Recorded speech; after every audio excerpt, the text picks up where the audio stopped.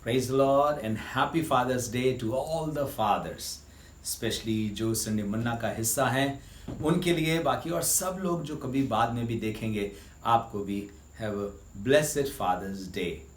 मैं धन्यवाद करता हूं कि हमारे पास एक पिता है जिसे हम सब अब्बा पिता अर्थात हे पिता परमेश्वर कह करके संबोधित कर सकते हैं।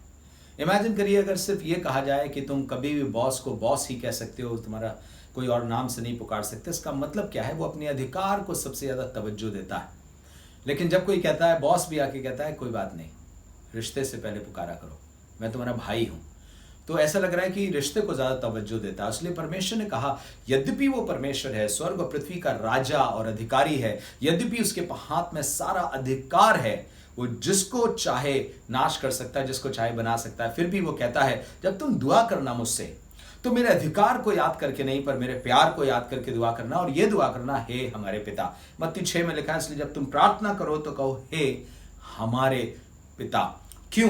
क्योंकि मैं नहीं चाहता कि सिर्फ तुम मेरे सामर्थ्य और अधिकार को याद करके ये सोचो कि तुम परमेश्वर के पास जा रहे हो, अधिकारी के पास जा रहे हो कुछ अपनी फरियाद लेकर के, पर जब तुम प्रार्थना करने आओ तो ऐसा लगे जैसे तुम पिता के पास जा रहे हो, एक बच्चे के समान में। और यही सच भी है, क्योंकि परमेश्वर की पवित्र आत्मा जब किसी के अंदर आती है तो उसके अंदर सबसे पहले एक शक्ति देती है। रोमियो 8वां अध्याय उसके 12, 13, 14 उससे आगे के पदों में हमें लेपालक पुत्र बना दिया गया, और लेपालक पुत्र बनाने के बाद अब हम उसे पिता कहकर पुकार सकते हैं। हमारी आत्मा उसे पिता कहकर के पुकारती है, क्योंकि उसने अधिकार ये हमको दिया है, और ये एक बहुत बड़ी आशीष है। पिता बनना अपने आप में बहुत आशीष है। इस दुनिया में बहुत से वो लोग हैं जो आपके प्रेम के भूखे, आप उनको प्रेम दे सकते हैं और बाद में आप उनसे प्रेम पा सकते हैं जब वो बढ़ते जाते हैं। पर मैं आपको एक चीज और बताना मांगता हूं, दुनिया के सारे पिता फेल हो सकते हैं, इसलिए किसी जगह पर आप कमजोर हो तो आप हिम्मत मत हारिएगा। इब्राहिम से उसका बच्चा रास्ते में पूछ रहा था, जब इब्राहिम उसे लेकर के जा रहा था ऊपर की तरफ, और रास्ते में बच्चा उससे पूछ रहा था, पापा चाकू भी तैयार है, लकड़ी भी तैयार है, पर मेमना कहां है जिसका बलिदान होगा? पिता क्या जवाब देता उससे? क्या उससे यह बताता कि तू ही कुर्बान होगा? उसने कहा यहोवा उपाय करेगा। उसने तो सिर्फ यह बात बोली, यहोवा उपाय करेगा। शायद परमेश्वर ने उसके अंदर विश्वास डाला कि कोई ना कोई परमेश्वर उपाय करेगा, मैं अपने बच्चे को वापस लेकर के आऊंगा। उसने बच्चे को नहीं बताया। सोचिए बाप के दिल पे क्या बीत रही होगी, उस कैसे बता दे कि मैं तुझी को कुर्बान करने जा रहा हूं, कैसे वो कुर्बान करने जा रहा होगा। और खुदा ने उस बाप के दिल की उस पुकार को समझा। आज भी परमेश्वर फादर की रिस्पॉन्सिबिलिटी को समझता है, क्योंकि वो खुद फादर है, उसके रिश्ते को समझता है, क्योंकि वो खुद एक पिता है। पर आपको एक चीज पिता परमेश्वर से जुड़ी हुई बताना चाहता हूं, और ये किसी भी मां बाप के लिए सही साबित होती है। ऐसा लिखा है, एक बेटा था जो उड़ाऊ बन गया था। बेटे दो थे, एक घर पे था कमाऊ था, दूसरा खाऊ और उड़ाऊ बन गया था। पिता की सारी संपत्ति लेकर के उसने कुकर्म में उड़ा दी, और बाद में उसे रियलाइज हुआ कि मैं गलत कर रहा हूं। मैं अपने बाप के पास वापस जाऊंगा और उससे कहूंगा मुझे नौकर के समान रख ले, क्योंकि मैं इस लायक नहीं हूं कि तेरा बेटा कहलाऊं। तो सुनिएगा क्या हुआ, एक इंटरेस्टिंग बात हुई। 18वें पद में, लूका 15वां अध्याय उसके 18वें पद में ऐसा लिखा है, 17वें से पढ़ रहा हूं। जब वो अपने आपे में आया तब कहने लगा, मेरे पिता के कितने ही मजदूरों को भोजन से अधिक रोटी मिलती है, और मैं यहां भूखा मर रहा हूं।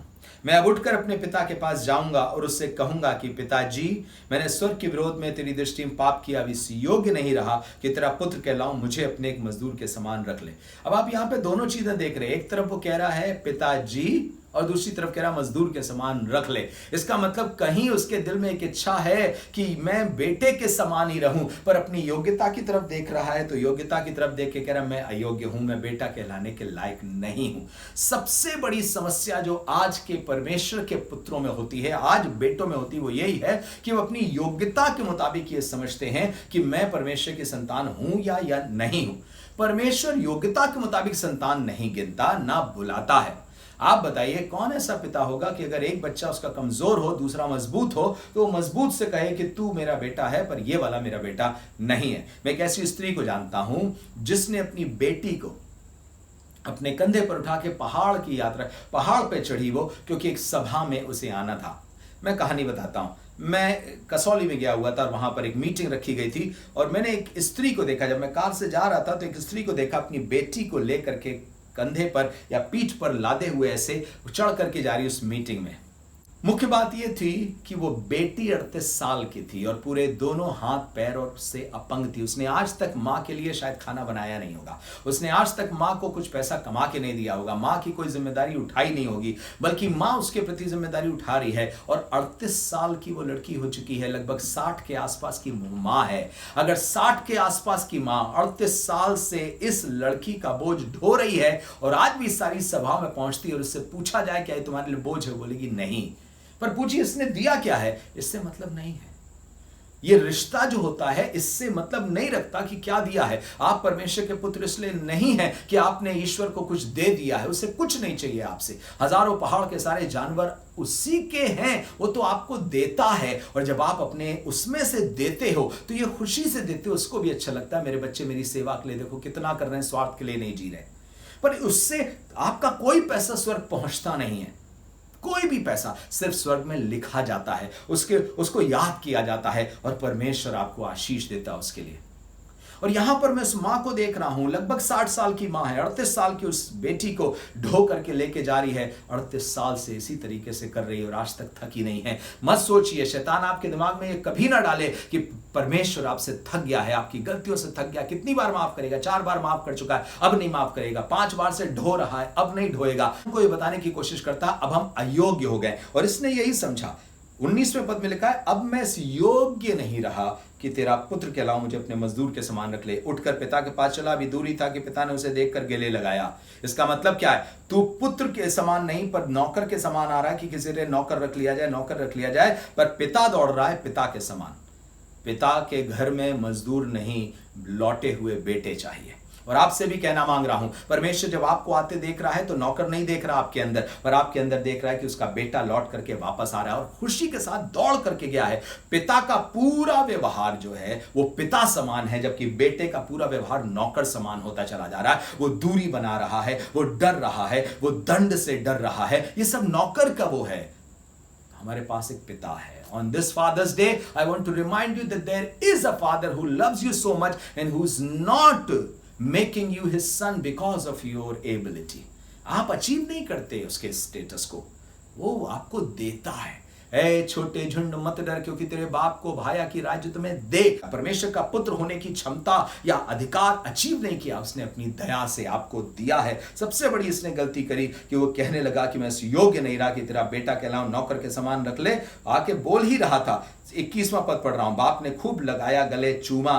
पुत्र ने उससे कहा, पिताजी मैंने स्वर्ग के विरोध में दृष्टि और तेरी दृष्टि में पाप किया, अभी योग्य नहीं रहा कि तेरा पुत्र कहलाऊं। अभी नौकर वाला कुछ बोल भी नहीं पाया था।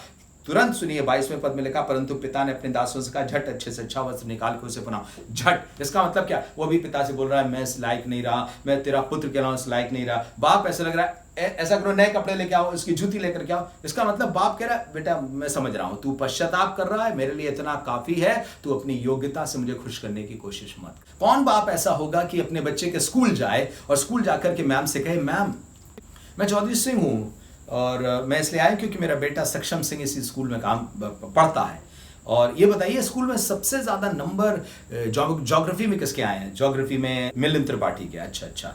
और हिस्ट्री में ये मिश्रा के आए हैं। इस और उसमें मैथ्स में विवेक कुमार के बहुत अच्छे मार्क्स आए हैं। अच्छा, इनमें सबसे टॉप नंबर वाला कौन सा बच्चा है? तो बोलेगा सबसे टॉप नंबर वाला तो सुबेश चौरसिया है। अच्छा सुबेश इधर आ बेटा, आज से तू ही मेरा बेटा है। मैम आज से ये मेरा बेटा है, सबसे टॉप में लेकर के जा रहा हूं। ऐसा कोई पिता करता है? कभी नहीं करता।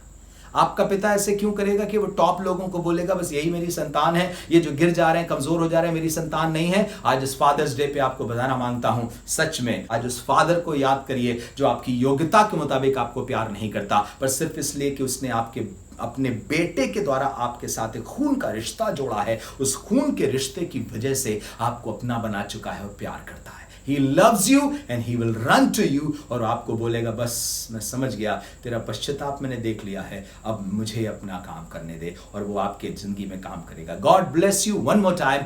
Be blessed forever. Amen.